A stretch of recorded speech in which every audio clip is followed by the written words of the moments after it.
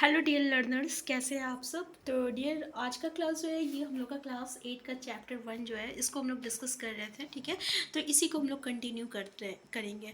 तो डियर, कुछ कुछ चैप्टर जो है ना बहुत बड़ा हो जाता है और उसमें बहुत कुछ रहता है समझाने के लिए, इसलिए इसको हम लोग जो है पार्ट वाइज करते हैं। ठीक है, क्योंकि मेरा मानना है कि हम जो भी करें उसको हम लोग बहुत अच्छे तरीके से करें, ताकि वो हमारे सिर्फ सीटेट के लिए नहीं, अगर टीचर लेवल किसी की भी तैयारी कर रहे हैं आप, जैसे बीपीएससी की, तो उसके लिए आप उसके लिए जो है काफ़ी रिलेवेंट हो जाए, क्योंकि आपका एनसीईआरटी की बुक जो है ना बहुत इंपॉर्टेंट रखता है और इसका एक एक पॉइंट आपके लिए इंपॉर्टेंट है। तो चलिए बिना टाइम वेस्ट किए हम लोग स्टार्ट करते हैं डियर आज का क्लास। तो यहाँ तक हम लोग डिस्कस कर चुके थे, जहाँ पे हम लोग देखे थे कि सबसे इम्पॉर्टेंट यहाँ पे ये है कि ये जो दो भागों में बांटा जाता है फसलों को, जैसे खरीफ फसल होता है, रबी फसल आता होता है।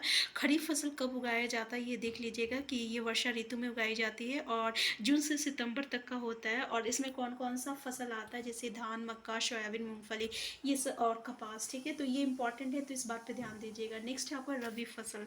तो डियर, रबी फसल जो है ना ये अक्टूबर से मार्च तक का उगाया जाता है और इसमें जैसे कि गेहूँ, चना, मटर, सरसों, ये सब आ जाता है, और अरबी। ठीक है, ये रबी फसल में आता है। तो यहाँ पे हम थोड़ा स्पीड इसलिए बता रहे क्योंकि ये सब हम लोग कर चुके हैं। ठीक है, और इसमें हम लोग जब भी फसल का ये करते हैं तो इसमें कुछ हम लोग का प्रोसेस होता है, उस प्रोसेस को लेके, उस प्रोसेस के तहत होता है। जैसे कि पहले हम लोग मिट्टी तैयार करते हैं, फिर बुआई करते हैं, फिर हम लोग उसमें खाद और उर्वरक डालेंगे, फिर सिंचाई करेंगे, फिर हम लोग उसको खरपतवार से सुरक्षा करते हैं, फिर कटाई करते हैं, फिर भंडारण करते हैं। ठीक है, तो यहाँ पे मिट्टी कैसे तैयार किया जाता है ये हम लोग डिस्कस कर चुके थे। इसके साथ जो है कल्टीवेटर क्या होता है, फिर औजार के बारे में, बुआई के बारे में हम लोगों ने डिस्कस किया था। फिर ये भी किए थे खाद एवं उर्वरक क्या होता है। ठीक है, तो खाद जो होता है डियर, ये हम लोग भर्मी कंपोजिटिंग, ये वर्ड इंपॉर्टेंट है। भर्मी कंपोजिटिंग क्या होता है, देखिए, जब देखिए जितने भी आपका मतलब कि खाद जो रहता है ना, एक तरह का कार्बनिक पदार्थ होता है। कार्बनिक मतलब होता है जैविक पदार्थ होता है। ठीक है ना, तो जो कि पौधे एवं जंतु, यानी अगर जो जंतु जो है मर जाते हैं, ठीक है ना, या कोई पौधे जो सड़ गड़ जाता है, तो उससे ये सब जो है बनता है। जैसे कि एक गड्ढा हम लोग खोद लेंगे और उसमें जितना भी वेस्ट मटेरियल रहेगा सब चीज़ को इसमें हम लोग डाल देंगे। ठीक है ना, ये धीरे धीरे जो रहता है डिकम्पोज होता है और इसी प्रोसेस को हम लोग वर्मी कंपोजिटिंग कहते हैं। इसमें गोबर भी, आप जो भी चीज़ चाहे आप उस चीज़ डाल दीजिए, वो अपने जो है वो आपका डिकम्पोज होगा, जो कि कुछ सूक्ष्म जीवों के द्वारा ये आपका डिकम्पोज होता है। तो ये अपगठित पदार्थ खाद के रूप में जो हम लोग उपयोग करते हैं। ठीक है, मतलब ये जो डिकम्पोज चीज़ है ना, इसको हम लोग खाद के रूप में इस्तेमाल करते हैं। ठीक है, और इसी को हम लोग क्या कहते हैं, वर्मी कंपोजिटिंग कहते हैं।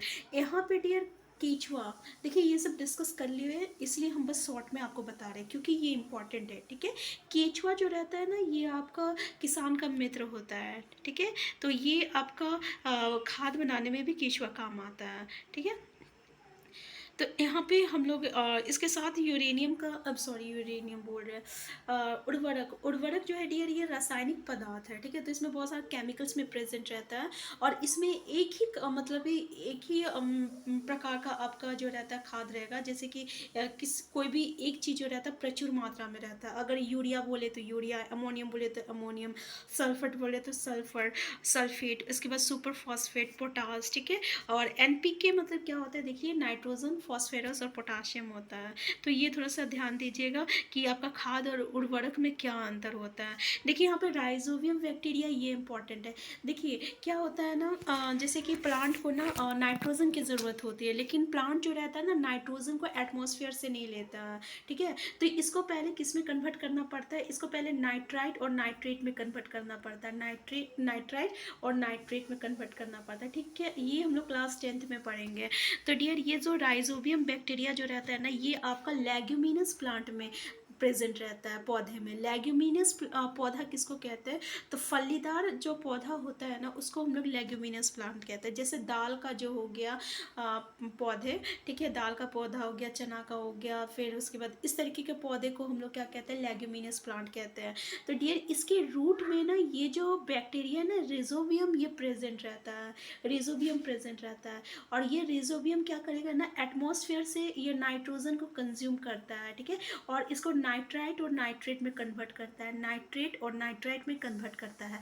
इस तरीके से ये ज़मीन पे इस तरीके से ये क्या करेगा, पूरा मिट्टी में जो है आपका नाइट्रोजन की मात्रा को बढ़ा देता है, फिर प्लांट जो रहता है उसको वो कंज्यूम कर लेता है। तो ऐसे में हम लोग इस तरीके के जब प्लांट जब लगाते हैं ना, तब हम लोगों को ना नाइट्रोजन वाला नाइट्रोजन जो है देने की ज़रूरत नहीं पड़ती है, क्योंकि नाइट्रोजन भी प्लांट को चाहिए, ठीक है। तब हम लोग को नाइट्रोजन देने की ज़रूरत नहीं पड़ती है।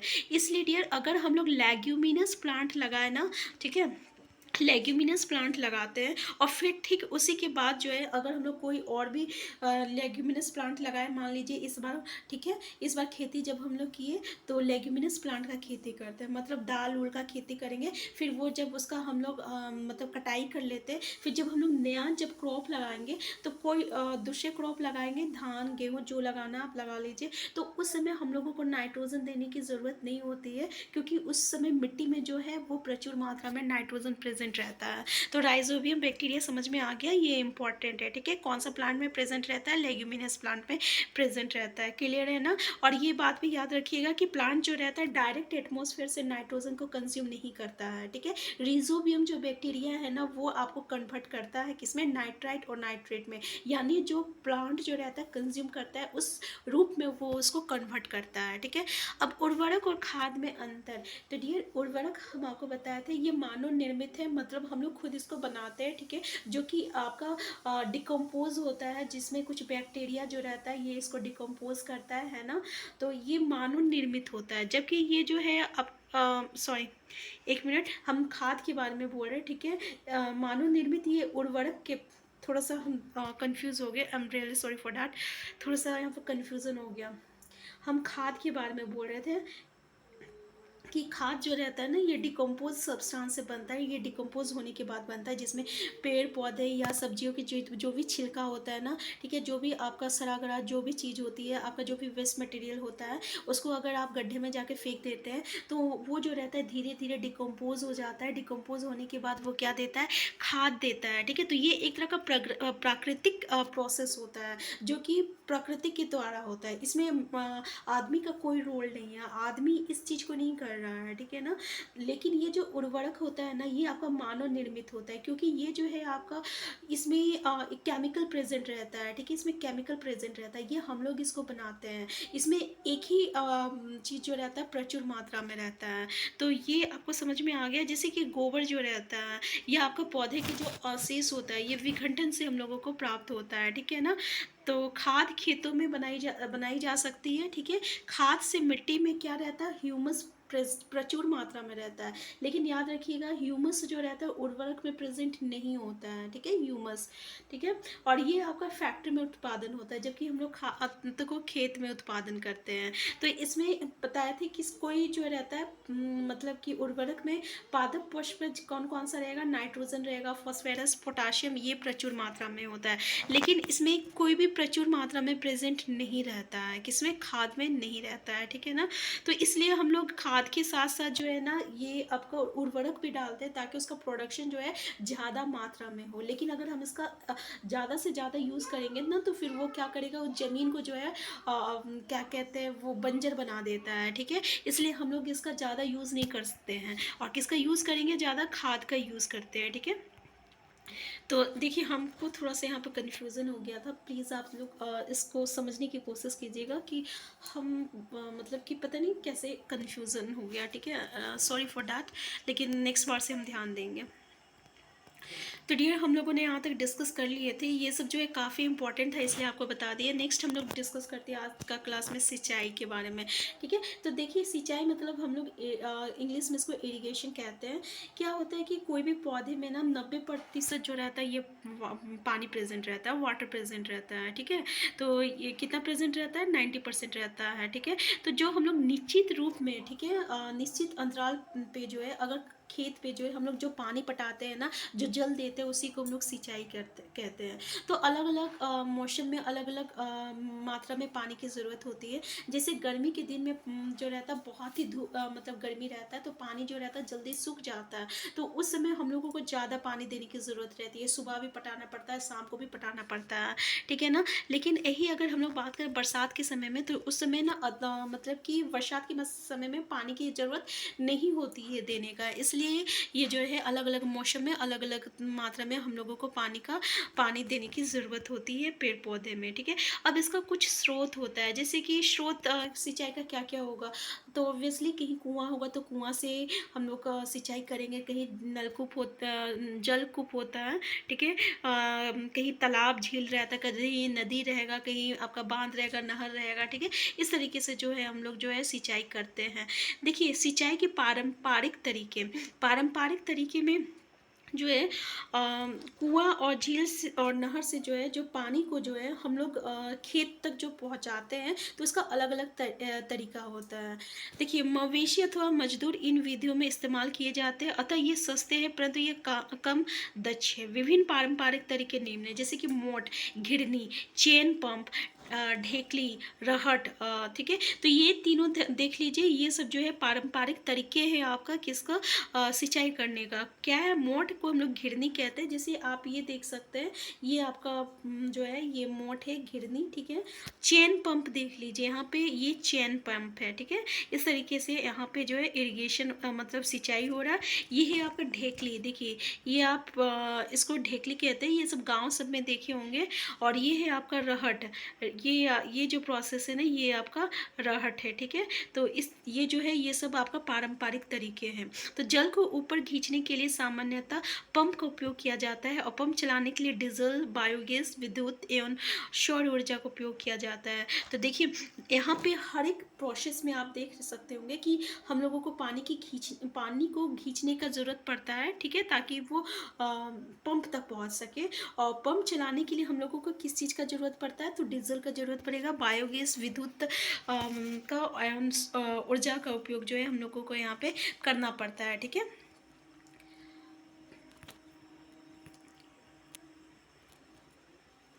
तो ये कुछ जो है आपका पारंपरिक प्रोसेस है, ठीक है। तो एक बार आप ध्यान दीजिएगा कि कौन सा चीज़ क्या क्या है, ठीक है, कि पारंपरिक तरीके में क्या क्या चीज़ आता है। नेक्स्ट है अभी की जो आधुनिक विधि में क्या क्या आता है। देखिए एक आता है छिड़काव तंत्र, जिसको हम लोग स्प्रिंकलर सिस्टम कहते हैं। इसमें होता क्या है डियर कि, तो देखिए यहाँ पे छिड़काव तंत्र, इसको हम लोग स्प्रिंकलर सिस्टम कहते हैं। ये अभी के आधुनिक तरीका है। पता है इसमें क्या होता है, इसमें होता क्या है ना कि इसमें आपका इक्वल डिस्टेंस में जो रहता है आपका पंप पाइप रहता है, ठीक है। और इसमें जो रहता है कि आपका जब हम लोग ये करेंगे ना, तो वो क्या करता है, छिड़काव करता है, ठीक है। और इस तरीके से वो पूरे प्लांट में जो रहता है आपका जाता है, पूरे प्लांट में जो रहता है पानी का छिड़काव होता है, जैसे कि आप यहाँ पे देख सकते हैं।